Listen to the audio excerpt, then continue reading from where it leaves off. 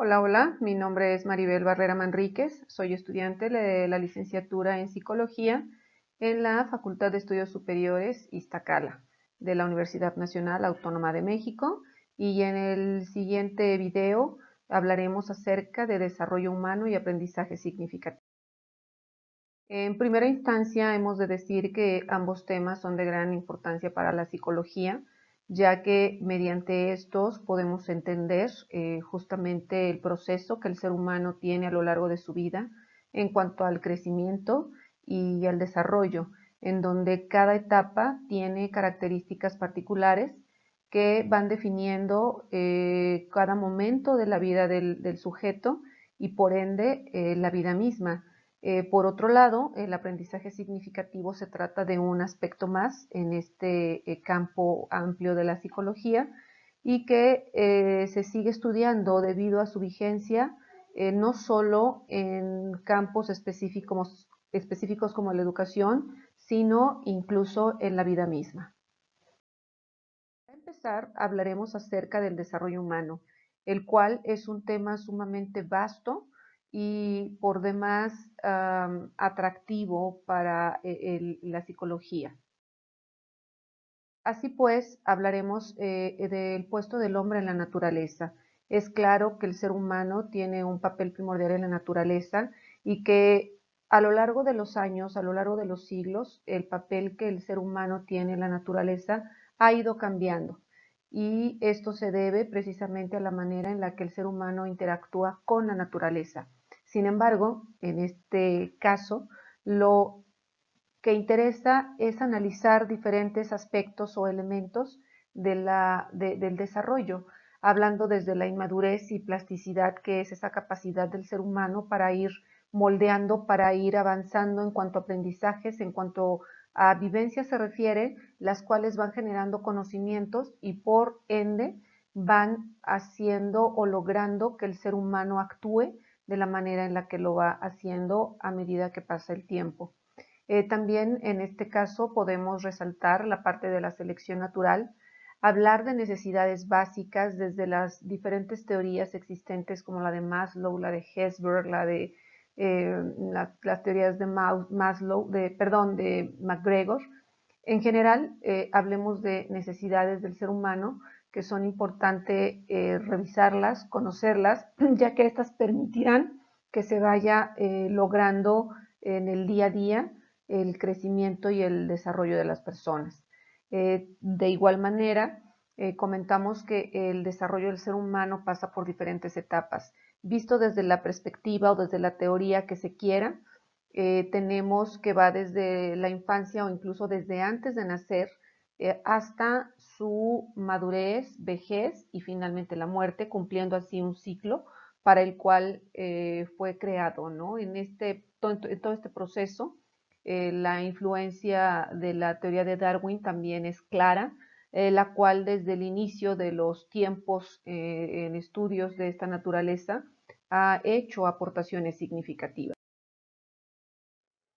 En cuanto a teorías sobre el desarrollo, tenemos diversas teorías, como mencionaba anteriormente. Una de ellas es la psicoanalítica, en donde sabemos que Freud es conocido como el padre del psicoanálisis y que desde esta perspectiva se analizan ciertos aspectos del ser humano, el yo, el ello, etcétera, etcétera. Tenemos también diversas teorías conductistas, hablando de diferentes tipos, digamos, de conductismo de acuerdo al momento en el que se dieron desde Pavlov hasta Watson, en donde, aunque todo es conductismo, tienen cada uno características que los hacen un poquito distintos uno del otro. También tenemos la psicología de la Gestalt, cuando hablamos de percepción, cuando hablamos de figura-fondo, la teoría de Piaget, que habla de diferentes procesos o etapas por las que pasa el ser humano, como la sensoromotora, etcétera, etcétera. Obviamente también Vygotsky aporta con sus teorías la psicología cognitiva, el hereditarismo y ambientalismo y el hombre preprogramado. Cada una de estas teorías aporta aspectos relevantes para poder entender al ser humano desde diferentes perspectivas, desde diferentes teorías y enriquecer de esta forma el entendimiento del desarrollo humano, el cual, cabe mencionar, es sumamente complejo, ya que involucra una serie de aspectos, tanto internos y personales, como externos. De las diferentes personas que forman parte en la vida del ser humano a lo largo de su desarrollo. Hablamos, en primera instancia, de una etapa antes del nacimiento y del recién nacido, ¿no? Desde la fecundación hasta los primeros pasos. Ya hay diversas posturas que afirman que el ser humano prácticamente desde que está en el vientre materno puede percibir o puede conocer ciertos aspectos y puede identificar elementos como la voz de la mamá, como esa conexión que se da entre la madre y el bebé, lo cual desde ese momento y por supuesto va teniendo un impacto en el ser humano, ¿no? También sabemos que existen diversas teorías acerca de que el ser humano puede ser capaz de llegar a recordar algunos fragmentos de la vida intrauterina y que también nos dicen ciertas teorías que el ser humano logra identificar si está en un ambiente, vamos a llamarlo de alguna forma sano, o bien qué es de lo que se percibe o lo que está sucediendo en su entorno.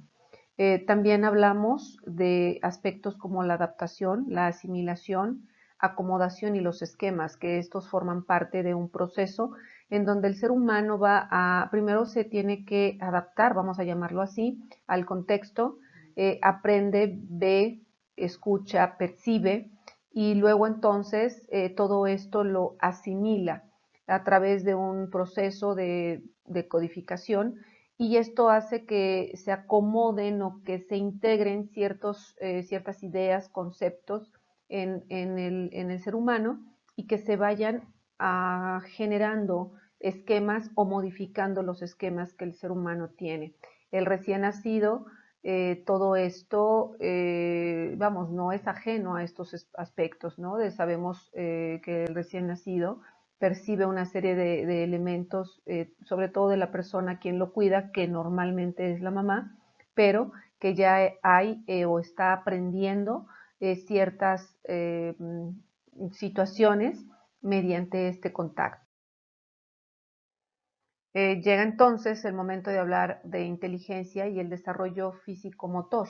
El ser humano va pasando por múltiples etapas en donde, bueno, de inicio tiene ciertos reflejos. Aquí recordemos incluso las pruebas que se hacen a un recién nacido, que son la prueba del APGAR, en donde miden ciertos aspectos del bebé o del neonato y se van convirtiendo o van siendo justamente los reflejos que el sujeto tiene. En este caso, vale la pena mencionar que los reflejos con los que nacen los neonatos son comunes, digamos, o son los mismos. Es importante el tipo de pruebas que menciono, dado que permiten asignarle un número o una calificación a estos reflejos. Sin embargo, justamente sobre todo en el primer año de vida del bebé, bueno, no hay otra etapa en la vida del ser humano en la que un sujeto pueda crecer tan rápidamente, tan de manera clara, pero sobre todo que es un año, su primer año de vida de un bebé, es en donde aprende una gran cantidad de cosas y no hay o no se puede comparar con otras etapas en la vida del ser humano. Hablar de desarrollo físico y motor, pues obviamente estamos hablando desde el hecho que el bebé empieza a rodarse, digamos, en la cama, cuando el bebé empieza o tiene ya el impulso de poder sentarse, cuando finalmente logra mantenerse sentado, cuando empieza a gatear, cuando empieza a dar sus primeros pasos, hasta que finalmente se va volviendo más independiente cada vez y con un afán impresionante de descubrir el mundo, de aprender, ¿no? De conocer. y está por demás decir que todo este proceso es fundamental en el desarrollo, en el adecuado desarrollo del ser humano en todos los sentidos. Se habla, por tanto, de diferentes procesos, ¿no? Para que el pequeño o la pequeña pueda generar la psicomotricidad fina, la psicomotricidad gruesa, en donde cada etapa, cada momento tiene aspectos característicos, pero que además debemos conocer como mamás, como maestras, como personas para acompañar adecuadamente en el proceso del sujeto.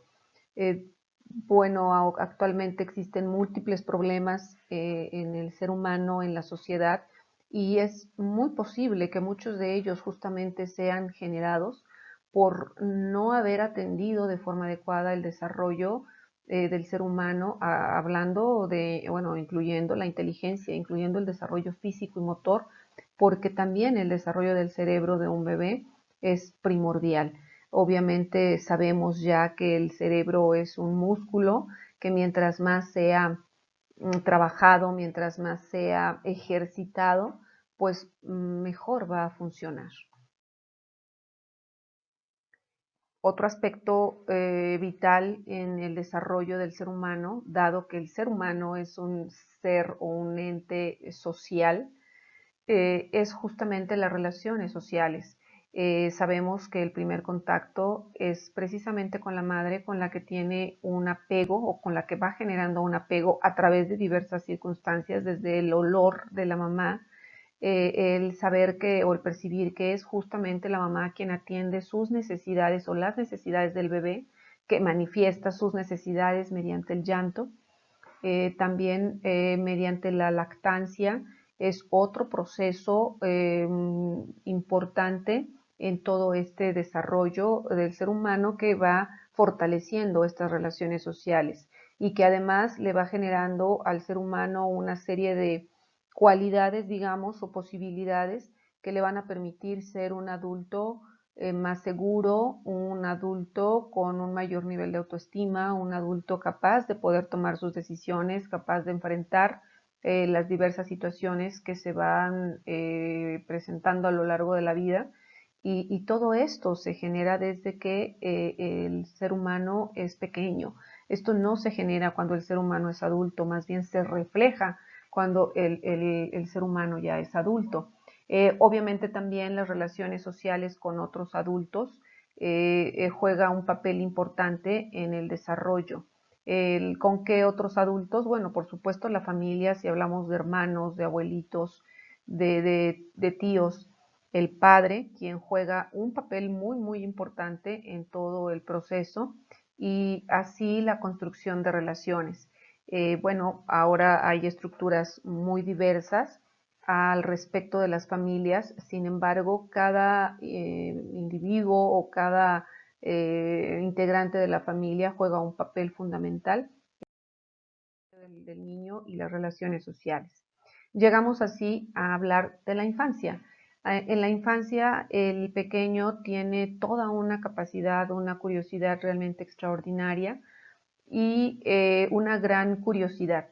En este proceso o en esta etapa podemos hablar de representación, podemos hablar de la adquisición y el desarrollo del lenguaje, podemos hablar también del juego como una forma en la que el niño o la niña aprende a tomar decisiones, aprende a interactuar con los demás, aprende a vivir. Hablamos entonces de capacidad del pensamiento, también de esta parte de realidad y fantasía. Hemos de recordar que cuando son pequeños hay cierta edad en donde tienen esta cuestión de amigos imaginarios y que los niños perciben la realidad de una manera a veces distinta en la que la perciben los adultos. Habremos, por lo tanto, teorías de la realidad, el mundo social, las relaciones con otros, el desarrollo moral, el cual también es una parte muy, muy importante, y el conocimiento del mundo. Decíamos, es una etapa en donde el niño realmente explora, es un explorador real que absolutamente todo le causa curiosidad, pero no es esto solo eso, no se queda solo en la curiosidad, va más allá, ¿no? En preguntar, en averiguar, en descubrir. Y quizá la infancia sea la etapa en toda la vida del ser humano cuando mayor curiosidad haya, cuando mayor ímpetu por aprender, por descubrir, y que lamentablemente después con el paso del tiempo, quizá con la misma escuela, se van perdiendo. Y bueno, lo que hacen y piensan los niños es algo más, eh, ¿cómo llamarlo? Un poco más complejo. No es sencillo, pese a todas las teorías que pueden existir al respecto, la mente de un ser humano es única. La mente de un ser humano es todo un conjunto de aspectos, de elementos que no es sencillo entender. Y por ello la psicología realmente es tan apasionante.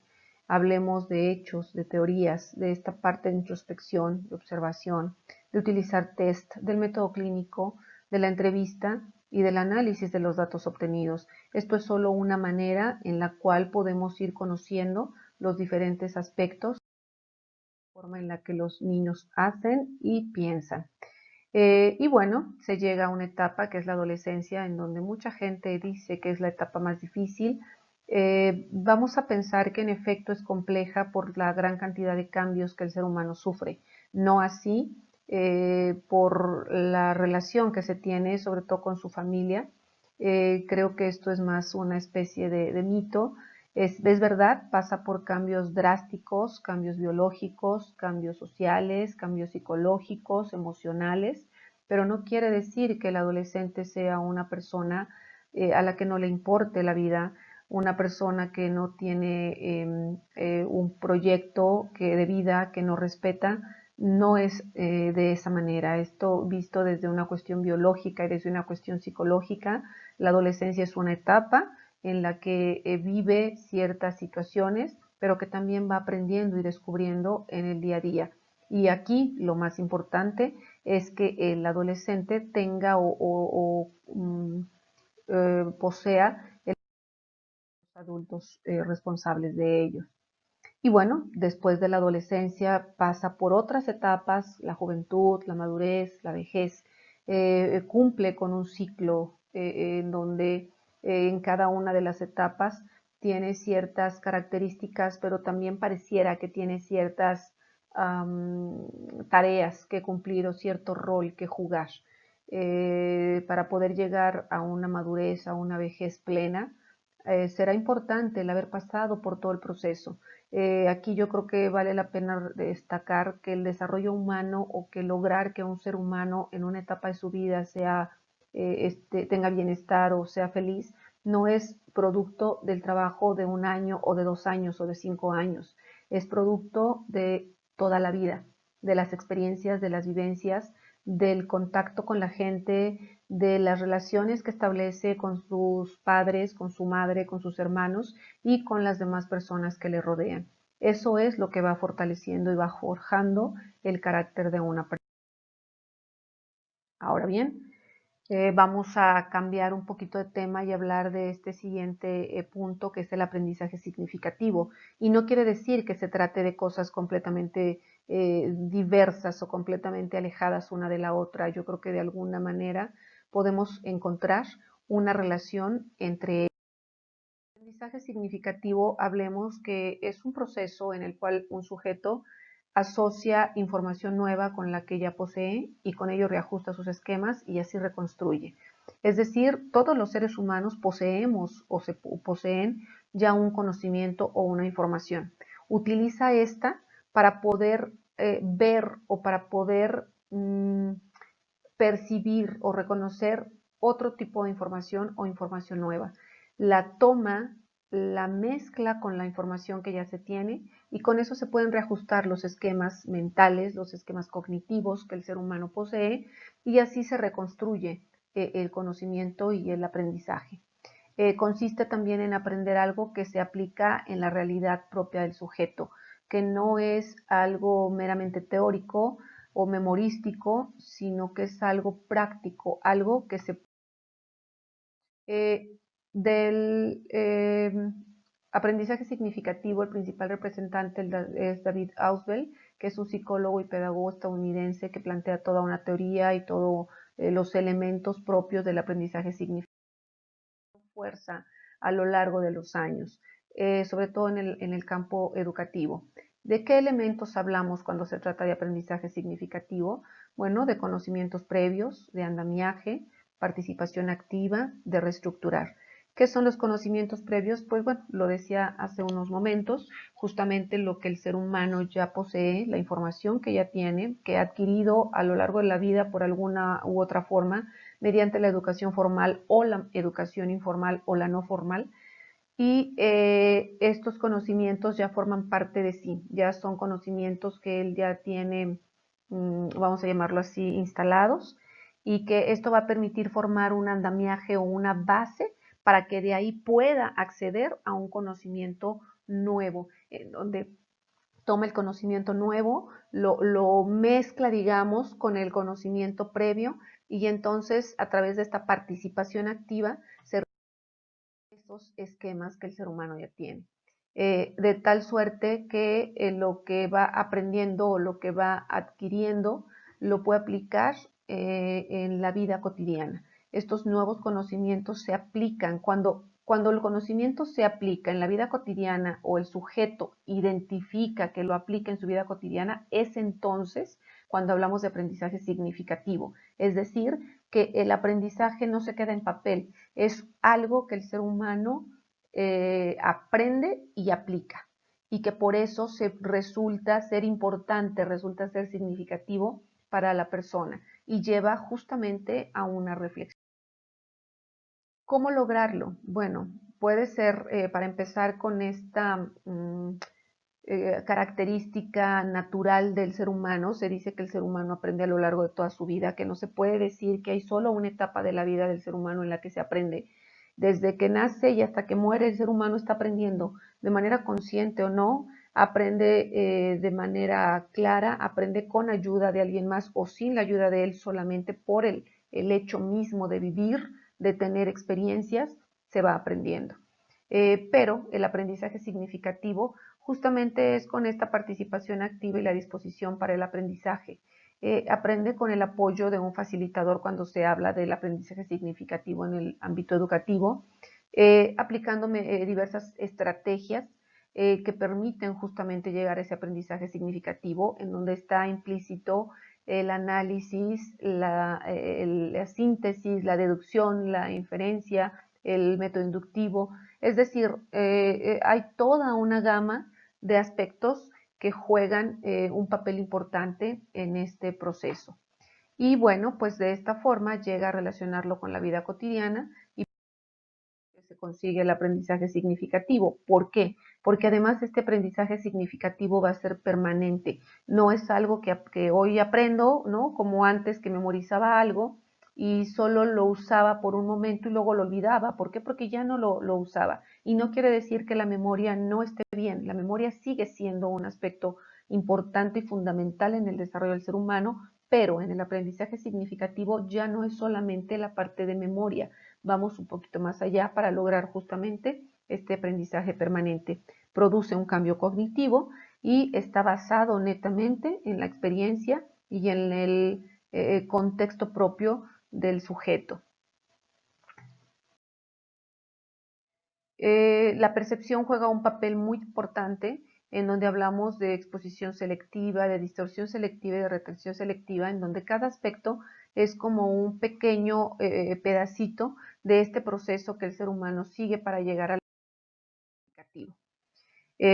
Decíamos, en la educación se ha estado utilizando, hablar de constructivismo, por ejemplo, implica aprendizaje significativo, y en la educación desde más o menos inicios del siglo XXI se ha utilizado o se ha buscado conseguir en los diferentes niveles educativos a través de estrategias, a través de técnicas de trabajo, a través de la formación continua de docentes, pero también, por supuesto, de la participación activa y constante de las personas.